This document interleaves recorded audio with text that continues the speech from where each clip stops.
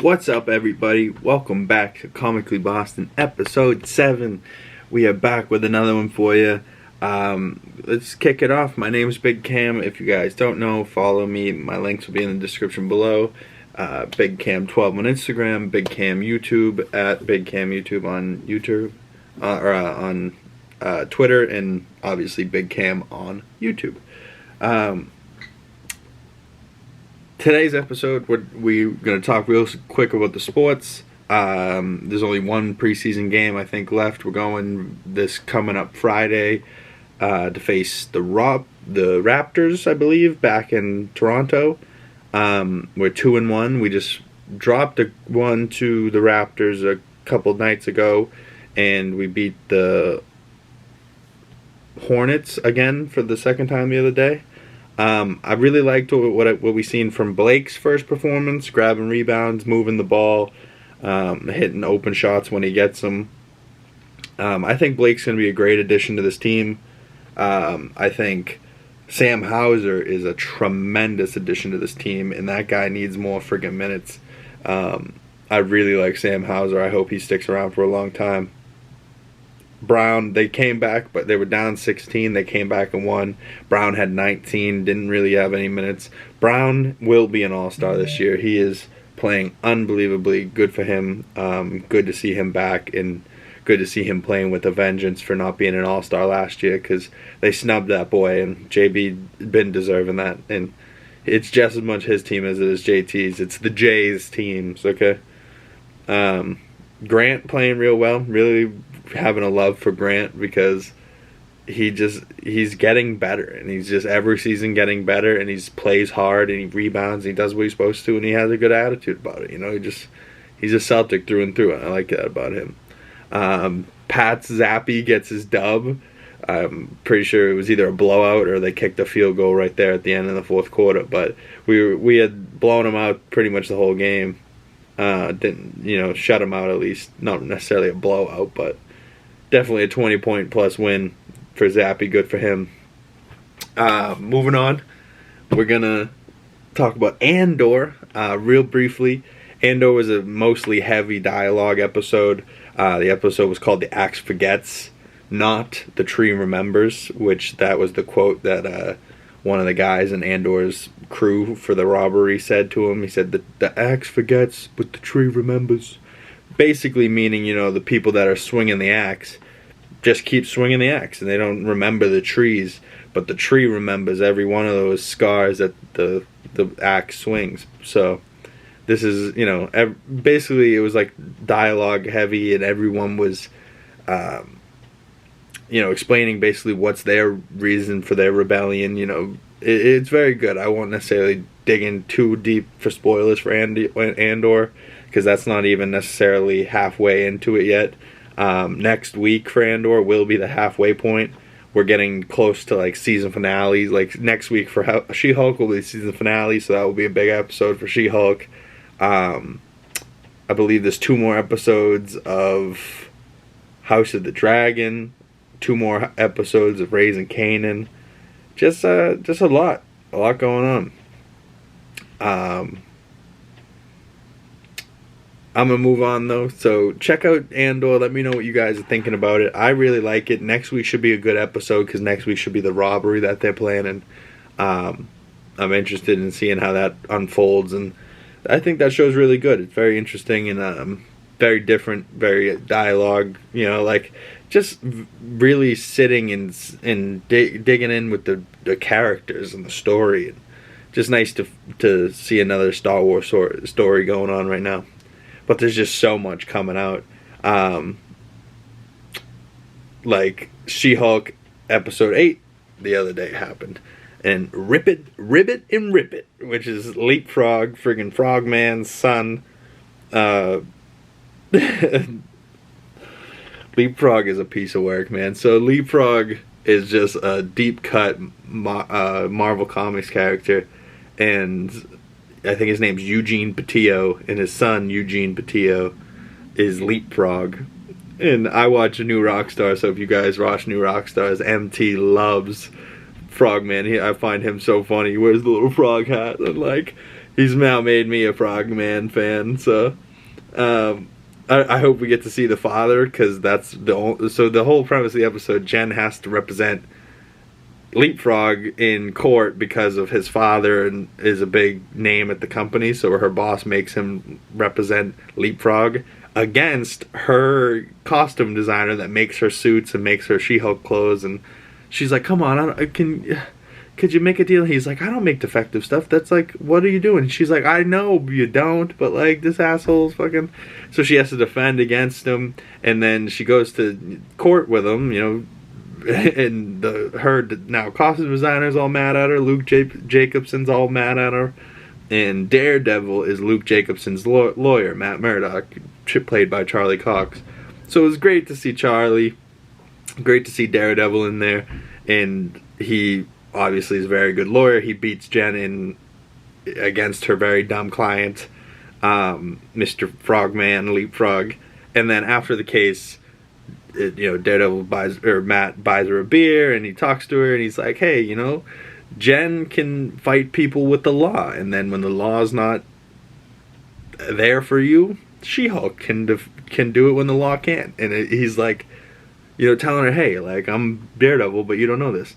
But she also doesn't know who Daredevil is. So then Leapfrog calls her and saying, hey, some guy's attacking me. And it's Daredevil attacking him because Leapfrog kidnaps Jacobson.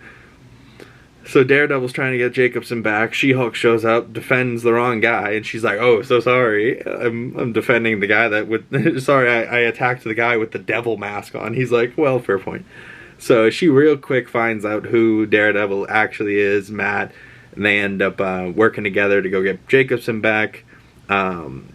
Jen, She-Hulk smashes through the ceiling when we're getting our Daredevil tunnel scene. It was just a great episode. Check that episode out if you liked it. But at the very end, right before the very end, Jen and Matt go back to her place. They fuck.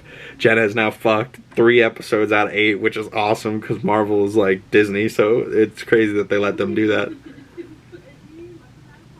You hear those morons outside? But so Jen and Daredevil hook up. They go back to Jen's place. And then afterwards, Daredevil makes a walk down the street, a walk of shame, but he was very happy with himself. He's just holding his Daredevil boots, his full Daredevil costume. He's just walking, and he's like, hello, man. And it's priceless. I love that meme now, because now you see it everywhere. It's all over Twitter. But then Jen's like, looks into the camera. She's like, this feels like a satisfying ending. And it was right at like the 24, 25 minute mark. So if it was like a 30-minute episode, this was like where the credits would be. And they end up going to the gala. Jacobson makes her gala dress. She's very beautiful. Shows up. Gets the Woman of the Year, but they give the Woman of the Year award for lawyers for all of the women. So it's like, it's just stupid. Men being dumb. But then the intelligentsia hacks the screen, starts showing a sex tape between Josh, that loser that freaking took the picture of her and shit.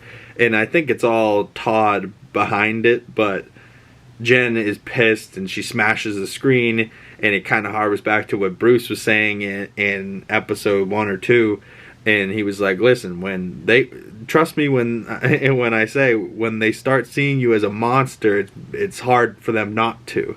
So, she smashes, scares everybody, even though she's the one that's getting, friggin' hacked and shit said about her, and sex tape being shown. Like, that's just fucked up. Like, it's poor Jen has had such a tough season. But so yeah, and then at the end she's got the cops pointing at her, and then she's just like, fuck. She looks into the camera like, oh shit, help me, oh my god.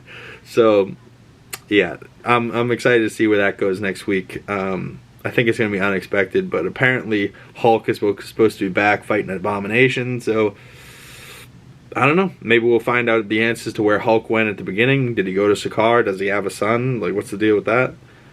I don't know. But to keep it with the Marvel news, also, so that She-Hulk episode came out on Thursday. On Friday, Werewolf by Night dropped. Oh my god, I'm not going to get into too many spoilers for Werewolf by Night. I'm just going to give you my honest review of it. I really enjoyed it. You know, it's different, it's black and white, it has such a good story. Michael Giacchino really makes you get into it with the noise and the music and the sound effects, and everything just sounds great. It looks great. It's old school. It's got like the old school prosthetics. Like it's a real werewolf prosthetics. It's not CGI. They do have one CGI character named Ted, and he's amazing. Comment below if you love Ted. I loved Ted in this movie. And it's just like a little 55-minute special. Like, it's good. Like, it's just a nice, solid watch. I watched it again after. Like, it's very good, and I really loved just like the story and the characters, and I want more of it. It did exactly what I wanted. It introduced the characters. It gave us a nice, complete, full story, and then it brought it back at the end and was like, hey, here we are. Like, these are the characters. How do you feel about it? And just the end, and it's a beautiful ending. And immediately after, I was like, I want more. Give me more of Jack Russell. Give me more of Elsa Bloodstone, pretty please. I want it and I need it. But I think that's just amazing. Michael Giacchino, my hat tips off to you, my friend, as always, because you are a savage. If you guys don't know who Michael Giacchino is, he's the composer of the Batman. Bum, bum, bum, bum. Like, that song plays rent-free, and that whole theme song to that entire movie plays rent-free in my head all fucking day. These morons out front. I don't know if you guys can hear that, but these morons are out front putting up Halloween decorations because it's a Monday and they have off, so they're out there just being idiots. And if you're wondering who I mean by they, I mean my mother and sister. A bunch of tards. Oh well, what are you gonna do? Alright, real quick, I'm gonna talk about Raising Canaan, and then I'm gonna talk about the rewatch of Game of Thrones, and then the new episode of House of the Dragon, episode 8, Lord of the Tides. Oh, crazy episode of House of the Dragon. So I'll get into that in a second, but wow. Real quick, Raising Canaan summary. Rock shows up at the beginning to the lady that Kanan's been fucking, that his girlfriend's mom, and his girlfriend had snitched out to his mother the last episode. So this episode, Rock goes and sees her and basically tells her don't fuck with her son no more, but doesn't just necessarily tell her, puts gun to her head, and she's like, listen bitch, you fucking listening. You're like, I don't give a damn what you're saying, you're listening to what I'm saying. And it scares the life out of that lady. So Kanan doesn't have his little mother sex toy anymore. That sucks. Poor Kanan. Marvin finally gets, a genuine connection back with Juke.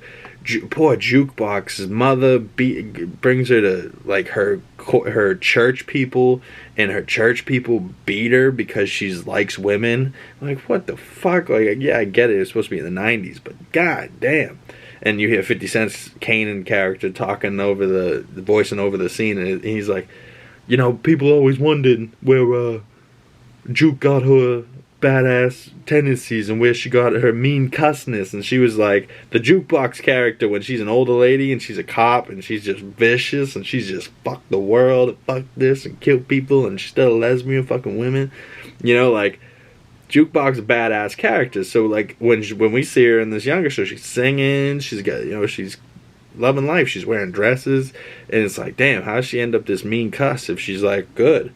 And it's because she finally got like a relationship with a mother that was never there for her. She was trying to like disown her father, finally gets a relationship with her mother, and her mother brings her to this place to have her beaten by these men that are telling her that the Lord is the right way. Like, I am very religious. I wanted to kick the shit out of all of those men for Jukebox. Like, oh man, I hate seeing shit happen to women like that. It's just terrible. But poor Jukebox. Probably very triggering for some women out there that have gone through similar experiences. But it's just messed up what her mother made her do to her. So her mother is now disowned by Juke. Juke goes back to her father, Marvin. Marvin's starting to do shit good. He goes and sees his old therapist or his anger management lady, and he's like, I've always had terrible shit going on, so I was sharing bad shit with you, but finally got some good news I want to share with you. So he's like being a good guy, and she's like very interested in this good guy Marvin, and he's talking to her, and then the guys that came back from last episode, the Italian guys, they kill the moron that got shot. That dude's finally dead. They fell over his head, kill him. And then the two other Italian guys run up on Marvin at the end of the episode and shoot him. We don't know who gets shot, but I have a feeling that Marvin's girl gets shot instead of Marvin. Marvin lives. Those other dudes run off, and I think that's going to be the start of the next episode, as Marvin loses another lady now because he just lost Tony because he had her killed. Oh, fuck, dude. Marvin's an idiot, but like, he tries. He really does. He tries hard, man, but next week's episode should be great. Yeah, so Raising Kanan, let me know if you guys are liking that show. I really enjoyed that episode. But I don't know. It feels like that show is just like slow, but it's like good. You know, there's parts of it that are like crazy, but there's parts of it that are just like, all right, dragging on, what's going on? Let's get through it. Where like other shows, I don't know, maybe I'm just not as into it right now because I'm super into the Game of Thrones stuff right now. I've been on my Game of Thrones rewatch, as some of you know, and right now I'm 7 episodes into season 6. I just finished the Broken Man episode, so now I'm going on to No One and then to the Battle of the Bastards. So the Battle of the Bastards is, if you guys don't remember, is Jon Snow versus Ramsay Snow, but it's Ramsay Bolton. But Ramsay Bolton killed his the father that gave him the Bolton name, killed his mother, his stepmom, his brother, had him eaten by dogs. Like, oh, dude, Ramsay's such a crazy fuck. But so much happened recently since the last time I talked to you guys. The Cersei Walk of Atonement, the Mountain is now a frightening monster smushing heads. Jon Snow has to hang the traitors, has to hang little Ollie, the young boy, and then he says his watch has ended, and he's like ready to lay down his weapon, and just like he's not Lord Commander anymore. He just quits. He's like, fuck it, this is bullshit. Sansa arrives back at Castle Black. Jon doesn't want to be Lord Commander, but Sansa wants to go to Winterfell, so then her and him start, making up war plans, and he's gonna end up going back to Winterfell to face Ramsay, and then chaos ensues.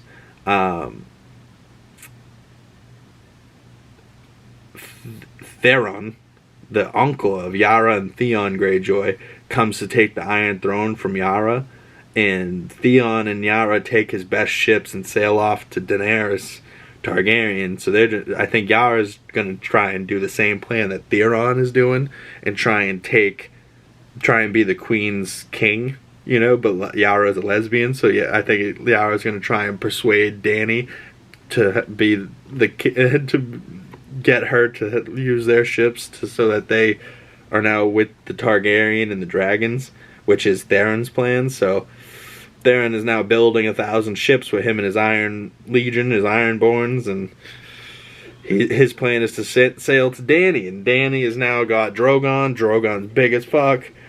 She was, before she gets Drogon, she burns the cows down. Jorah frees her. Jorah tells Dany about his Rockman conditions, and that he loves her. She commands him to find a cure. That's where Jorah goes. She ends up taking the cows and riding towards the ocean. And so now she has the Dothraki on her. She has the Unsullied. So now she has an army, right? Like, she has the horse riding army that's badass. She's got the Unsullied, the eunuchs that will follow her forever. She's got the free slave to the city Marine. And she's got 3 dragons. She's got Jorah. She's got now Tyrion, Varys. So she's got little birds, his little whisperers. The Door episode with Bran. Bran sees the Nightwalkers, where the Nightwalkers were created by the Green people. Bran touches the tree where the old man is like sleeping, but I think the old man lets him do it. The 3-eyed raven, that is. He goes to the White Walker's tree where there's an army there standing, and like he's just walking through, like thinks that they can't see him, but the Night King just like turns his head, sees Bran, walks over, touches his arm, and now the Night King marked him so that they know where he is. So now Bran and now the Night King's coming for Bran immediately, so they have to go.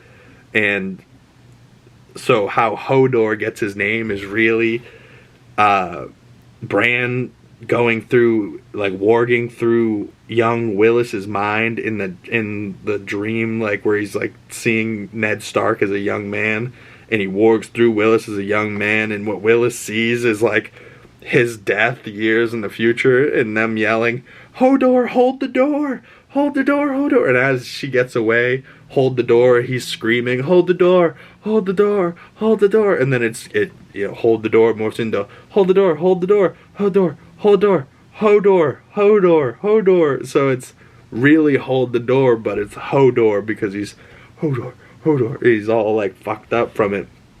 So Bran really was the reason that fucked up Willis since he was a child, and the reason why this character that him and Game of Thrones is wild, like especially now that they brought the time travel into it. You got time travel, zombies, dragons, swords, thrones. Like it's just like a crazy fear, like a crazy idea, and then this guy made this universe, and now we have 8 seasons of a show that came out, and now there's going to be a new show with Jon Snow that Kit Harington's working on, and then we have House of the Dragon coming out, which is 200 years before this, and then I think they're working on other shows that are supposed to be before House of the Dragon. So we could see the doom of Valyria, which I've always wanted to see. Like they always talk about Valyrians, and where they were from and this great city, but they never show it. The only time I think I've ever actually seen Valyria was with Tyrion in Jorah, and he's paddling through, and that's when the Rockmen get him, and he gets the Rockman disease. So like the only real thing of Valyria you see is like a wall and them like paddling up into it. But apparently there was like volcanoes and dragons and crazy shit. Like apparently Valyria was this crazy city, but nobody ever goes to it. Nobody talks about it in this giant universe. And then the last episodes I had watched was Blood of My Blood and The Broken Man. Blood of My Blood, Sam takes Gilly and the baby in his house sword because he had gone to his father, and he leaves, and she's like, "That's your father's sword," and he's like, "Well, it's fucking mine by birthright. I'm his eldest son, and he basically just told me to fuck off, and he's supposed to be going to become a maester, and the maesters don't allow women," and he's like, "Fuck it, you're coming with me. Screw it. They're fucking pieces of shit. You're not staying with these assholes," even though the mother and the sister probably would have treated him fine, but the father and the brother were dickheads, and the father's just an asshole. But I think the father's been salty ever since King Robert, and he lost to him in battle or something like that. Or he won in battle, but then lost afterwards, and then had to be under his rule. Not good. Arya saves the lady that she's supposed to kill, which was like Cersei, which was on her list, but it was an actor playing Cersei. Saves her life, takes her needle, goes back, gets stabbed. Like, so the next episode I see her is, it's gonna be wild, because like she was booking passage away. We had just seen her with needle, but then the next time we see her, she's in different clothes, and she's just kind of walking about like with no care in the world, and then gets stabbed a bunch of times and flings herself into the water, runs away. Like it's just. So we see her, she's walking through the street, stabbed, and she's like looking around like, what? It doesn't make any sense. And then the Broken Man is actually, the Hound is alive. So, he's swinging his axe, and he's back with these people, and then, I'll talk about more of him in a second, but then they cut back to Cersei and Lady Tyrell, and the grandmother and Marjorie. She tells Cersei, "The only joy I have is the misery that you lost." And she's like, "This is terrible. My granddaughter, my son, or my grandson are all, locked up in jail with the High Septon, and they're going to have to do the same Walk of Atonement that she has to do." But then they don't do the Walk of Atonement, and the King, Tommen, and the High Septon join, and they're like together. The Crown and the Faith. Oh, God. Tommen's going to fucking kill himself. He's a fucking pussy. He hasn't yet, but he needs to. once we get past all the Lannisters, kings, stuff starts to get better. Because I didn't like that whole Joffrey era. You know, the Joffrey, like Cersei and them having power. Just, I was like, they're a bunch of pussies. Like, where's Ned Stark? Like, Ned Stark should have been around so much longer. He's such a better character. He's an honorable man. He wasn't these fucking pussies. So now we have to fucking, the only honorable man we have left is Jon Snow. And he's already died once, but he came back, so who knows? Bran loses his dire wolf, though. Like, oh god, it's so sad. But Bran finally gets away, and it's a crazy ass show, man. Bronn's back. We hadn't seen Bronn in episodes, and now Bronn is with Jaime Lannister, going off to fight wars for the Tyrells. He's at the Blackfish, and the Blackfish is taken back River Run, and he's just standing there like a badass at the moat, and he's like, "You're gonna let all your people die?" He goes, "No, you're gonna die by the thousands. Well, you might kill hundreds of my men, but we're gonna kill thousands of yours in the time that you guys try and lay siege to River Run, because they're kind of on this little island and very well defended. So it's gonna be a while, and they have 2 years worth of rations and food. So it's just not looking good for the good guys, if you're gonna, or not looking good for the Lannisters, but the bad guys." So, good for the Blackfish. The Blackfish is badass.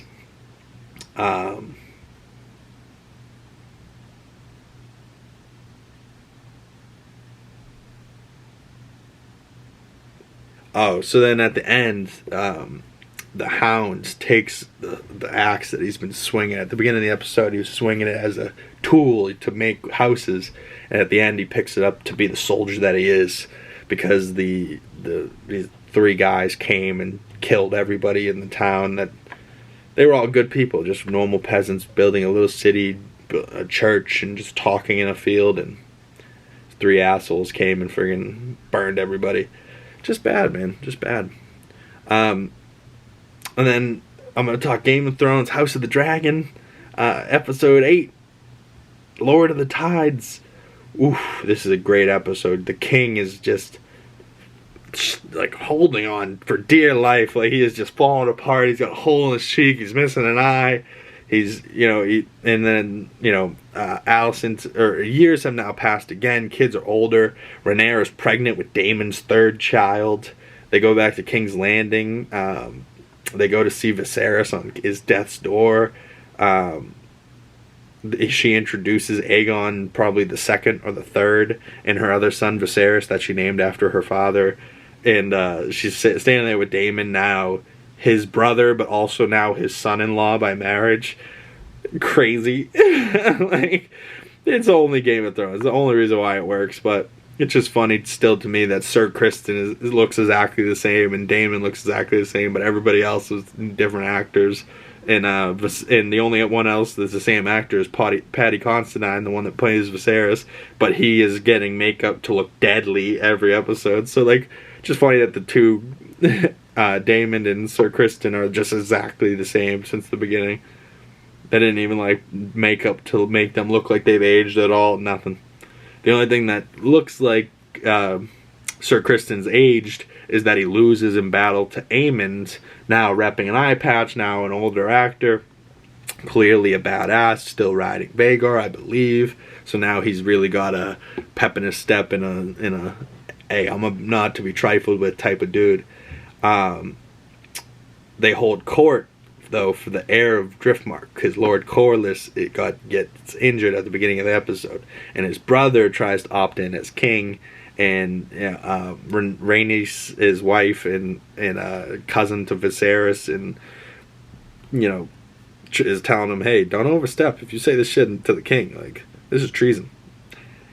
And Vaemond, the brother of Corlys, doesn't listen very well, and he ends up getting his head chopped off because he calls the sons bastards and Rhaenyra a whore after the king makes his valiant steps into the courtroom and tiptoes up the thing. It's a beautiful scene. Paddy tiptoes his way up, drops the crown. Daemon picks it up for him, goes, come on, brings him to the seat, puts his crown on him. It's just a beautiful scene.